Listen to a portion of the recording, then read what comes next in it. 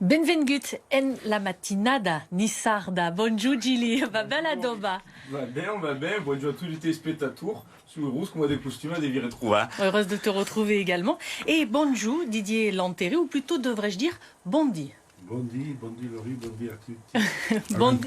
Bondi, c'est bonjour en tandasque, puisque aujourd'hui, avec Gili, nous allons vous proposer une émission qui va revenir sur toutes les langues qui existaient dans le comté niçois avant que le français soit propagé partout. Et nous parlerons plus particulièrement du tandasque avec vous. D'abord, Gili, donc, dans le comté niçois, on ne le sait pas forcément, mais il existait énormément de langues avant que l'on parle tous le Esiste français. un car, ma è vero che la contea di Nice offre una grande varietà linguistica su un territorio piuttosto stretto. Abbiamo l'unisarte, l'umunegasque, l'umentunasque, toutes les variétés de gavoites et patine coufien. Et ouais, et cette variété linguistique très grande du comté, en fait, elle s'explique par la présence de deux familles de langues proches mais distinctes.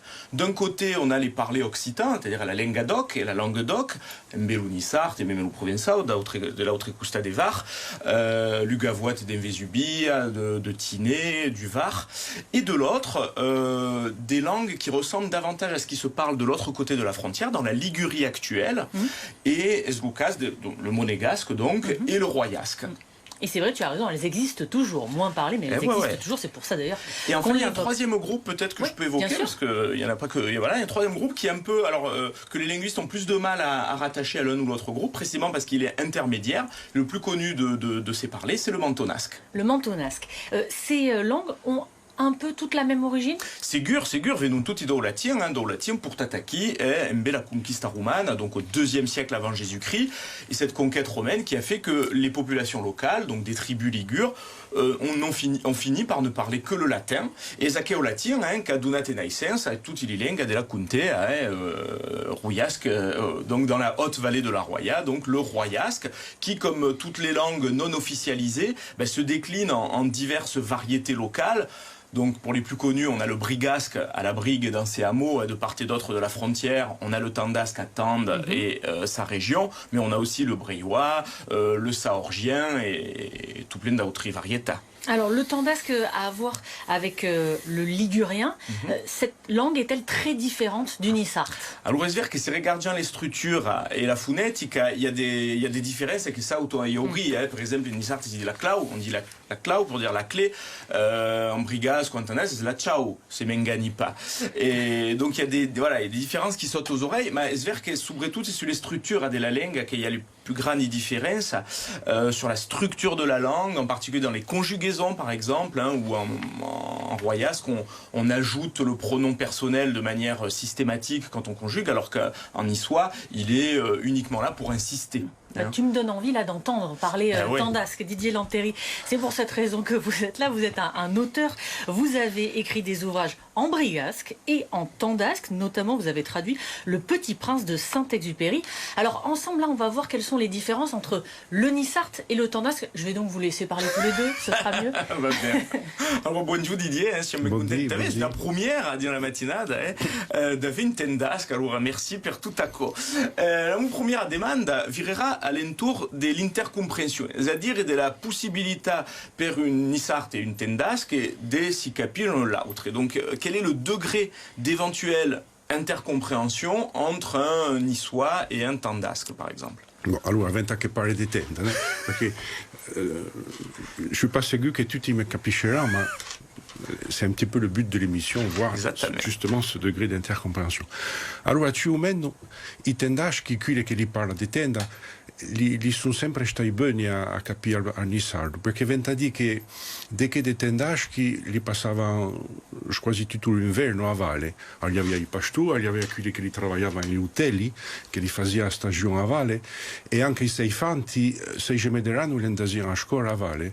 Allora, il y avait des che tutti capiscivano a nissardo, ma il y avait anche des che lo parlavano. Alors, peut-être deux mots en français pour dire. Donc, l'intercompréhension, elle est beaucoup plus simple au sens où les tandasques comprennent facilement le niçois. par les nombreux liens qu'ils ont tissés, que ce soit les liens pastoraux ou le fait d'aller à l'école dans le bas de la vallée ou autre. Mais Bessay, au contraire, les Nissards ont plus de mal à comprendre le brigasque. Mais tu le comprends bien. Oui, Et voilà, les Tendasques étaient dans les Tendasques et les brigasques étaient dans le polylinguisme. Le contraire est moins vrai, parce que sont deux langues différentes. Alors, justement, on può donner Bessay une traccia tendasque che ti sembla typique et che differenzia le tendasque da un nissarte. Donc un trait typiquement tendasque qui montre cette différence avec le niçois. Sì, allora, già prima di tutto agli accento, lei è un accento terribile, un accento dell'altro mondo, noi altri come i frai da fanti dicevamo per fottersi un po' dei nostri vegli che li parlava con una tarticauda in bouche. On disait, pour un petit peu les chahuter, qu'il parlait avec une patate brûlante dans la bouche. E voi si può capire. E allora Bessay per il nostro telespettatore che voglio imparare o même pratiquer la langue, has des conseils che li pourriez donner per a faire? Et donc pour ceux qui veulent apprendre ou pratiquer la langue, quelques conseils? Allora, per dire la verità, per chi non ha avuto la fortuna di avere a mai gran a casa che parlava di tenda da fantetto, le due, le proprie una lingua di sma da imparare. Già agli accento, ma anche le parole che sono diverse, e poi a maniera di dire i verbi, a conjugazione e l'uso dei pronomi. Perché come ci ha detto, noi mettiamo i pronomi quando facciamo la conjugazione e poi i pronomi complimenti li mettiamo a fine per dire la grammatica è completamente diversa. Ouais. Donc effectivement, il disait, bon, pour l'apprendre, le mieux, c'est d'avoir la grand-mère à la maison. La grand-mère et pas la grand-mère. Oui, la grand-mère qui met le pied à l'étrier. E per aquelli che non pas? Allora, ora gli faccio dei dizionari. Al primo che stavo faccio le impastu, le già con Guido Bonanima, che ora è morto. Poi dopo stavo passando agli una femmina di Grani. Grani è un piccino paesotto di tenda. Una femmina di Grani che si chiama Francine Marin, che la faccio un dizionario su granile. Al granile le detendage come è un po' diverso, un accento più secco, è un po' arcaico. Traduction, monsieur? Donc voilà, donc il y a beaucoup de dictionnaires disponibles et il y a des lieux qui donnent si pour parler la langue, il y a des endroits où on peut parler. Après, je vous fais écouter un petit extrait de quelque chose, je pense que ça va vous plaire. Con il dizionario un vocabolario illustrato che stavo facendo da Marie-Elisabeth Guido, che le che ben faccio. Un autre dictionnaire aussi. Un autre dictionnaire aussi, et là on a à peu près compris. Là on entend le tendasque grâce à vous. Je vous propose de continuer à se familiariser avec cette petite musique, avec un extrait d'une interview de Pascal Martini. Vous pouvez me dire comment ça s'appelle ici le quartier? È così, è in Canarese, al Valun de Canarese. Valun de Canarese. Et le village, Vievola, comment on dit en tendasque? Vieura.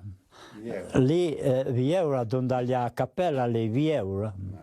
Et il y a des quartiers là autour qui ont d'autres noms dans le ballon là? Ah, tutti i campi hanno il nome. Vous pouvez m'en dire un peu? Il Bago, al Campasso, al Campo dell'Arma, al Castagnet. Comme je comprends très bien le Tendasque, je sais que là, par exemple, il a expliqué les quartiers de Tende. Il a expliqué les quartiers de Vievola. Vievola, qui est un mot de Tende. Ce qui est très intéressant, il s'agit bien entendu d'un locuteur naturel. Hein. Ce qui est intéressant, c'est qu'on entend cet accent, et notamment ce R qu'on appelle rétroflexe, qu'on voit dans l'article défini masculin singulier, ar campasso, l'arma, et qui est caractéristique, qui est emblématique du Tendasque. C'est très intéressant. Merci per questa video che potete vedere su internet, è una video fatta dall'equipe do TESOC de l'Université de Nice. Et merci à tous les deux de ce matin, toi Gilly, comme à ton habitude, d'être là en ma compagnie et puis d'être venu pour nous parler de ce Tendasque. Et c'est vrai qu'on se rend compte que la diction est complètement différente et la compréhension n'est pas forcément évidente. En tout cas là on a eu un aperçu de cette langue, donc merci beaucoup Monsieur Lanteri d'être venu. Gilly, à très vite. Au mes que viene. Au mes que viene.